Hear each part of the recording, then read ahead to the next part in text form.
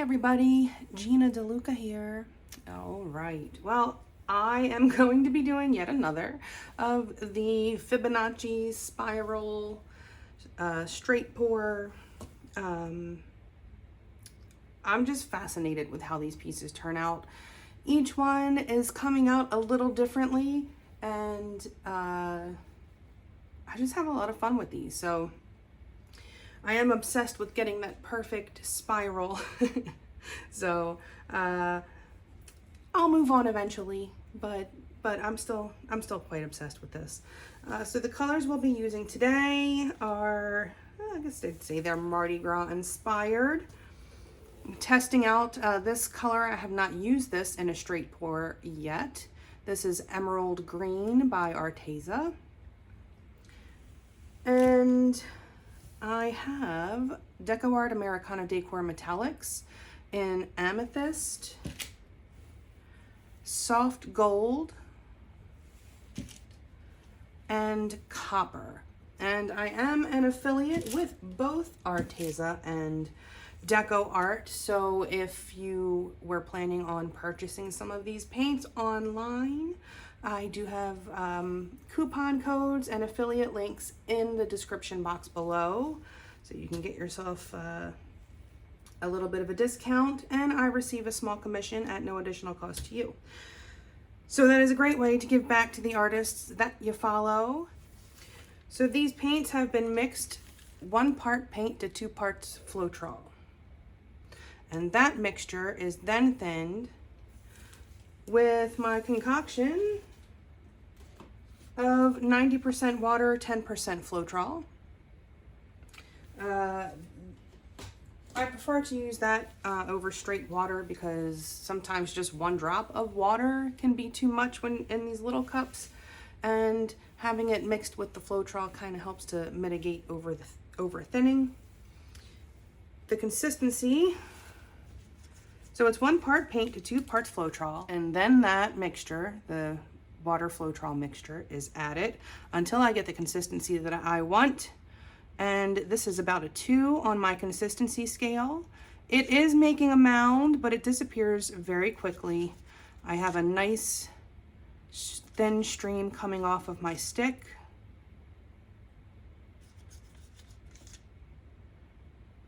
But that is what we're looking for.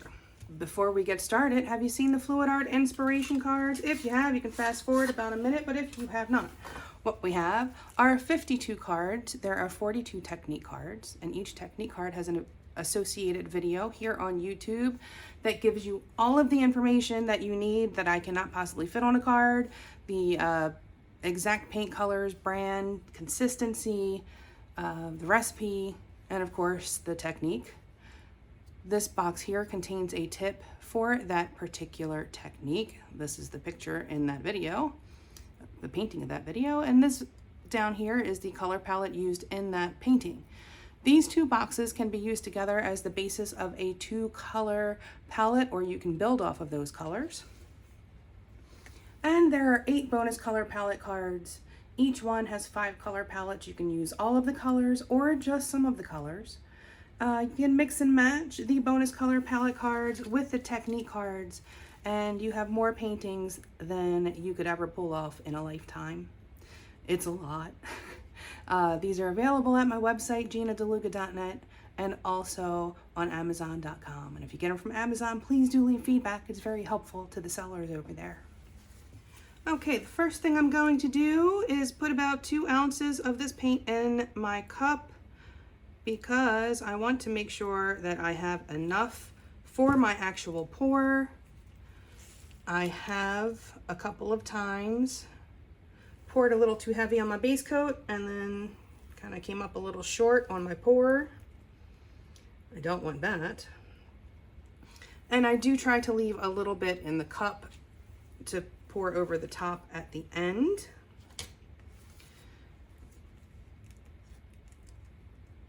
To pour over top of the my pouring cup, that is. So I do cover my edges first, as you can see. It really takes very, very little of that Arteza paint to cover these edges. It's pretty impressive with its coverage. But I do cover the edges because I do mix this pretty thin, and especially when you're using Floetrol, it can kind of, you just don't get great coverage on the sides, and I just want to make sure that my sides are pretty too, and I would rather just take care of it ahead of time instead of trying to touch it up later. This way, no matter what, my sides are covered. And I always lay down a base coat because I like for my poured composition to have something to slide around on. It helps me to maintain the composition, because when you pour onto a bald canvas, the paint has, some paint has to stick to it first, and if you do not have a base coat down, that paint is going to be what comes out of your pouring cup.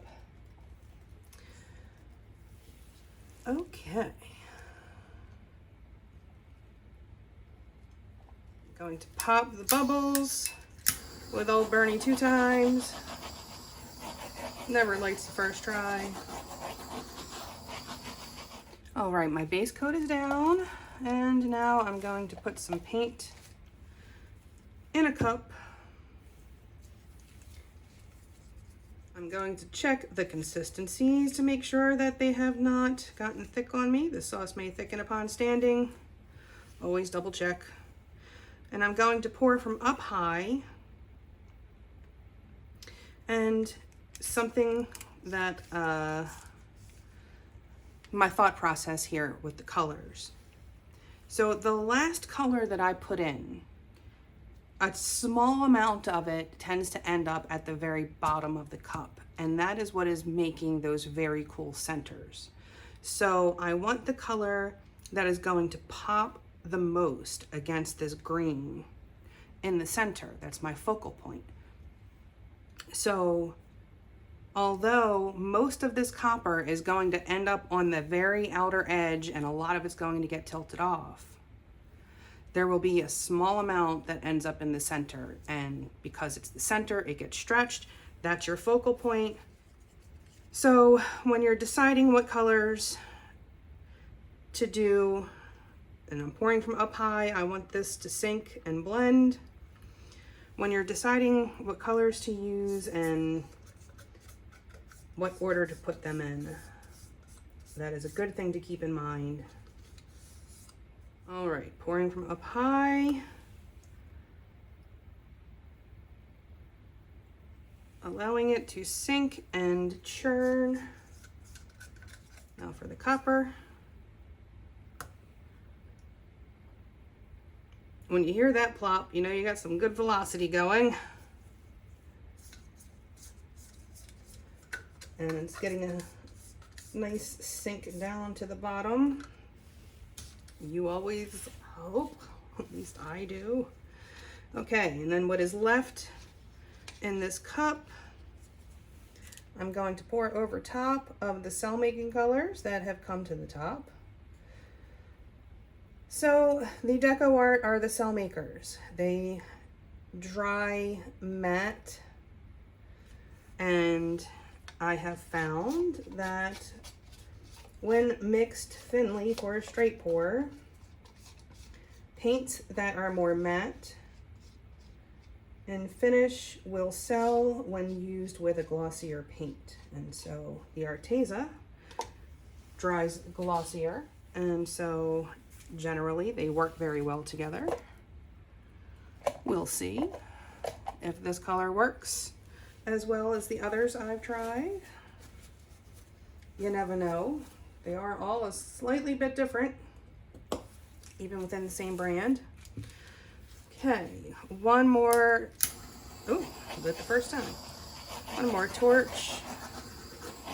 You want to pop the bubbles in your base coat or they will pop up through your pour. That is one reason why I do the same color base coat as the background color being the one that the Decoart paints react with. Okay. Make sure this thing is centered.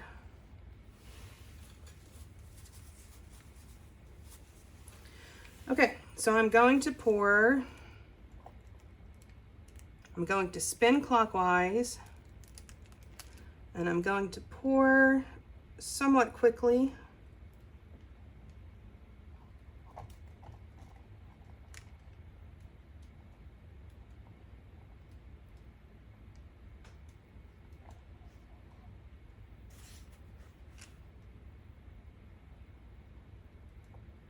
Doing my best to keep my cup in the very center of the painting.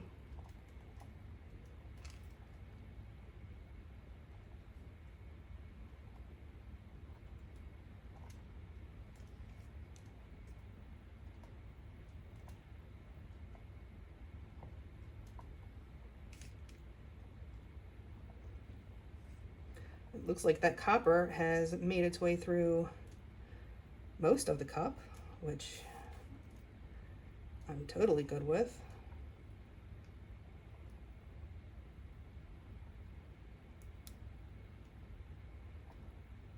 The closer I get to the end of my cup, the closer I get to the canvas.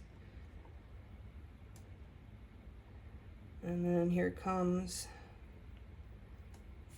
the copper at the bottom.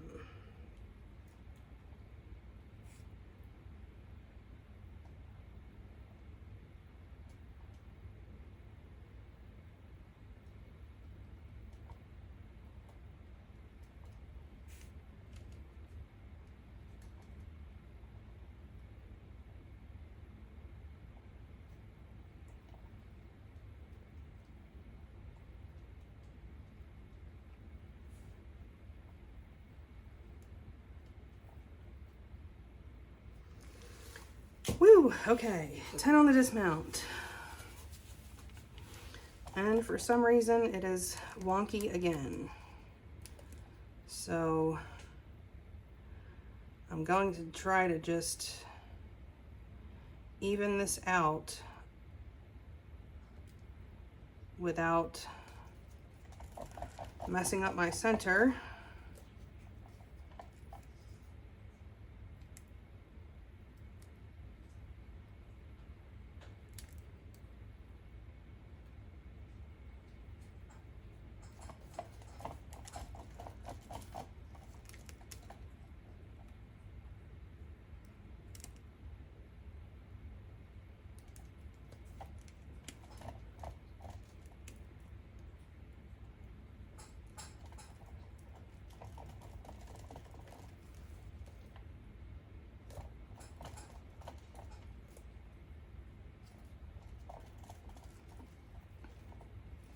Well, it's not going to be a perfect spiral.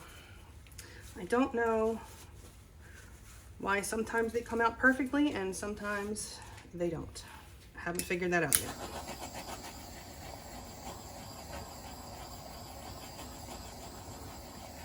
Maybe I do need that motorized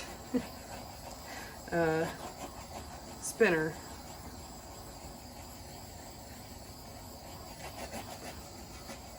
So this technique creates a lot of bubbles, and as we pop those bubbles, the paints that are in the layers underneath, like so say in this green there's a layer of copper underneath of there that has a bubble in it. When you pop that bubble, it brings the copper to the top, and what happens is it has a hydrophobic effect, and hold on, let me straighten this out. And it'll push the other paint away. It'll push the Arteza paint away. Something, whatever it is that kind of gives it that matte property, also seems to help to create those cells. Whatever it is that makes it matte pushes that paint away. Hydrophobic effect. So this is not actually the Rayleigh Taylor instability giving you these cells.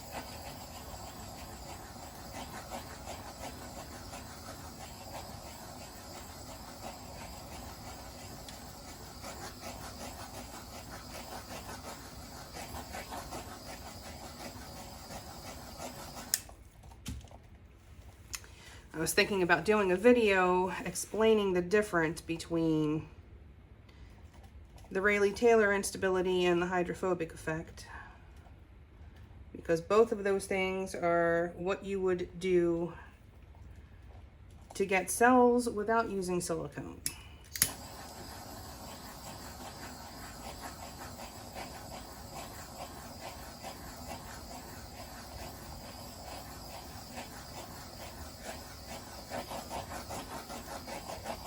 So this part is really important. Being patient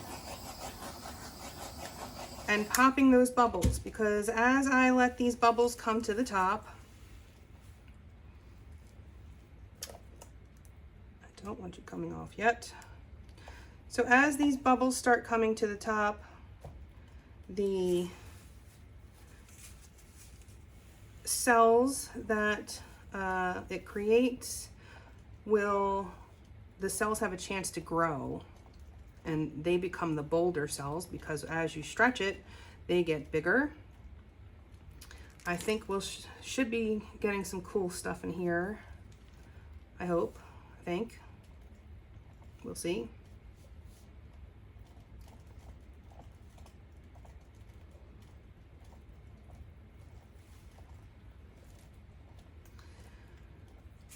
I need to find someone who can build me a level work area, because I really feel like it's kind of hurting me in a lot of ways.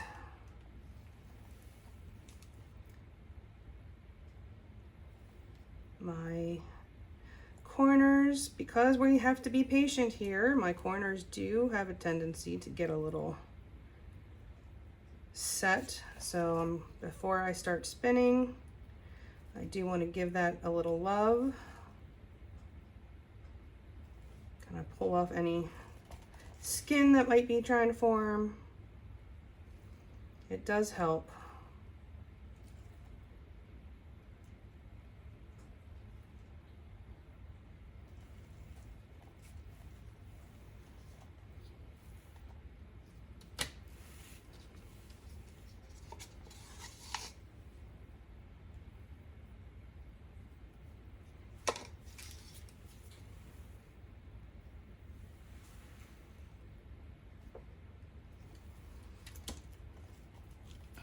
Okay.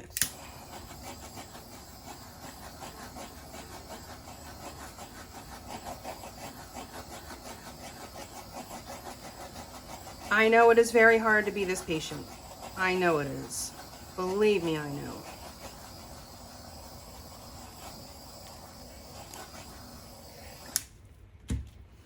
But this is how you get the big juicy boulder cells. Otherwise, they would just be pop-up cells. They would all be pretty uniform. You would still get cells. You can do this right away. You'll just wind up with the pop-up cells or pearl cells, or I call them pop-up cells because they kind of happen after you're done. They form later. They pop up after you walk away. Okay, well, my edges are starting to get weird, so I'm thinking it's time. I'm gonna just have to do it. I would really like to wait a little longer, but I'm going off the edge. So this doesn't need to be, you don't need to spin it fast. It doesn't need to be fast. It will get there. If you've ever had a painting that isn't level, then you know just how much the paint can move over time.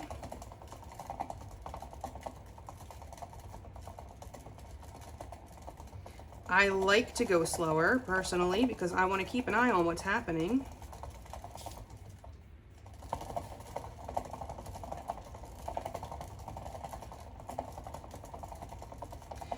I don't know if spinning in different directions has any kind of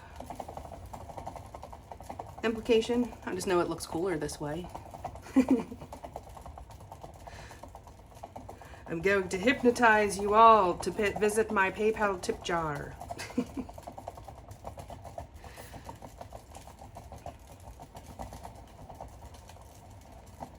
So you can see it is it's getting there. It's going.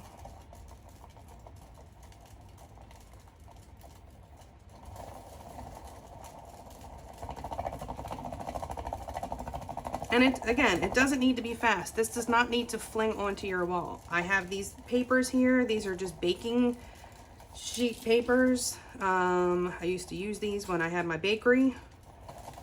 This is what you would put down on the pans when you're baking your cookies. And let's see, how are we doing?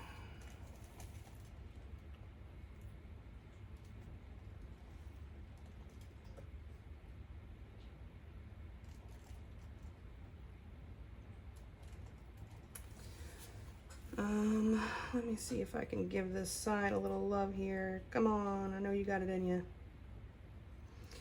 But yeah, so I just have these two pieces of paper down. This is a 14 by 14 canvas. And my drip zone is, you know, where the corners are. It's not flinging past that.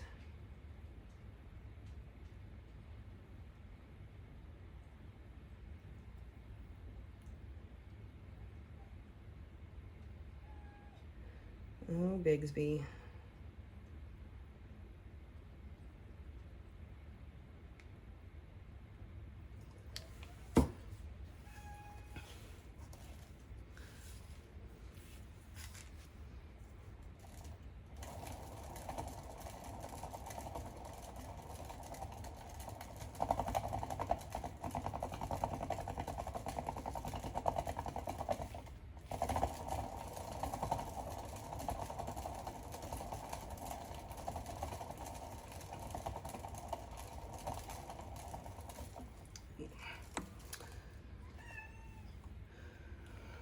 What, boy?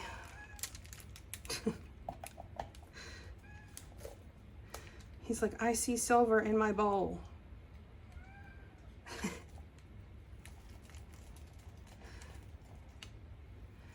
He pretty much does this every time I'm doing videos now.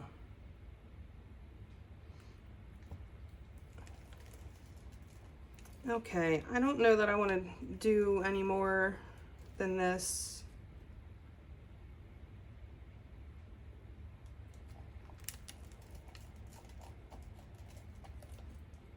I will have more cells popping up.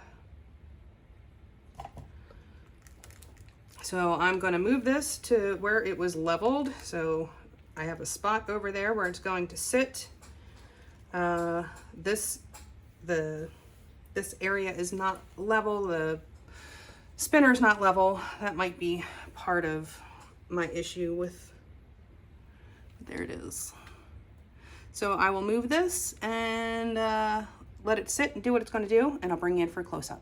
Back in a few.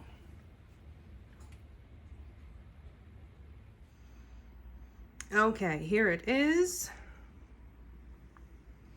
I think this baby's done cooking. You can't go wrong with these colors. They just look so good together. My spiral looks great. I love here the way that these colors blended together. Kind of looks like an oil slick in there. Just a small detail that I was digging on. But you can see this baby glows. These wonderful Decoart metallic paints. They do just create magic. And a reminder, I am an affiliate of Decoart, so you can grab yourself a coupon code and the affiliate link in the description box, as well as for Arteza and Amazon and Color Art. If you do your paint shopping on the interwebs, I probably have a link for you. Also in the description box, you'll find my website, GinaDeLuca.net, where you can find my art and music and fluid art inspiration cards for sale. And you'll also find the link to our Facebook group, Go Make Some Art. Join us there. Post your masterpieces. Ask your questions. Get some inspiration. A good time is had by most. It is the internet after all. Trying to get a good view of the sparkle. It's hard.